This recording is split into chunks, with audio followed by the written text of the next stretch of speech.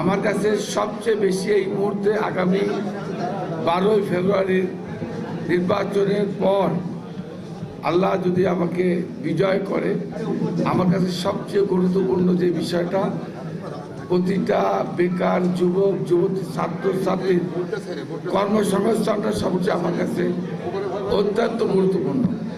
আমি কর্মসংস্থান এবং নাটোরের মানুষের জন্য সবচেয়ে গুরুত্বপূর্ণ আরেকটা যে বিষয়, সেটা হচ্ছে গ্যাস। হ্যাঁ, এই গ্যাসের সংযোগ আমি প্রতিটা বাড়িতে বাড়িতে পৌঁছে দিতে চাই।